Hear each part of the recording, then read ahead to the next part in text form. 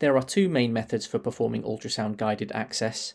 They are the in-plane, also known as the longitudinal or long axis method, and the out-of-plane, also known as the transverse or short axis method. It is important, whichever method is used, to ensure visualization of the needle tip at all times. This is to prevent damage or puncture to other vessels such as arteries, and to prevent puncture of the posterior wall of the vessel. For the in-plane or longitudinal method, the transducer is held longitudinally along the length of the vessel. The needle is inserted along this line and visualized along its entire length. On the left, we can see the transducer being held longitudinally, producing a long axis view of the vessel along its length. On the right, the cannula can be seen in the vessel. In this video, the cannula can be seen approaching the lumen of the vessel. The probe is constantly readjusted to ensure the tip is visualized at all times. Once the needle enters the vessel, it is withdrawn, leaving the cannula in the vessel. It is important to ensure enough cannula is left within the vessel to prevent extravasation. Here, only a small amount of cannula resides in the vessel. Ideally, a longer cannula should be used. For the out-of-plane or transverse method, the probe is held transversely across the limb, producing a slice of the vessel. The needle is inserted out of plane to the probe. There are three variations of this method, which can be used individually or combined in order to successfully cannulate the vein.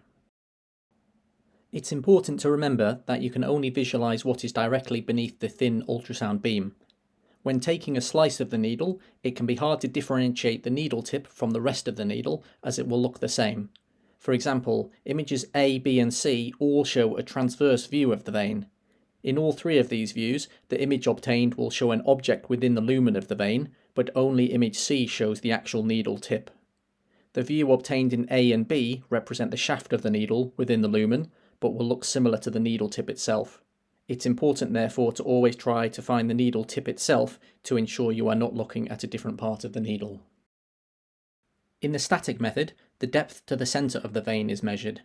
The needle is then inserted at a 45-degree angle at a distance equal to the depth, and whilst holding the probe in place, the needle is advanced further until it appears in the lumen of the vessel.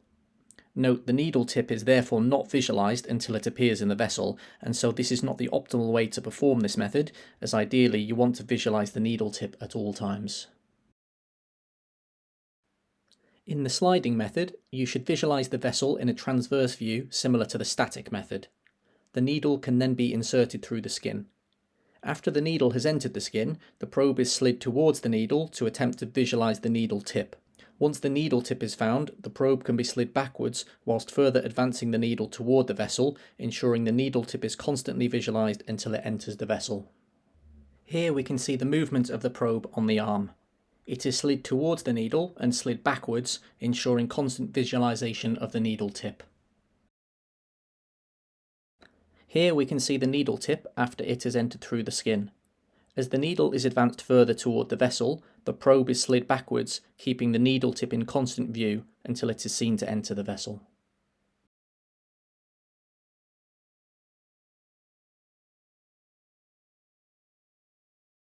The fanning method is similar to the sliding method, but instead of sliding the probe, it is fanned.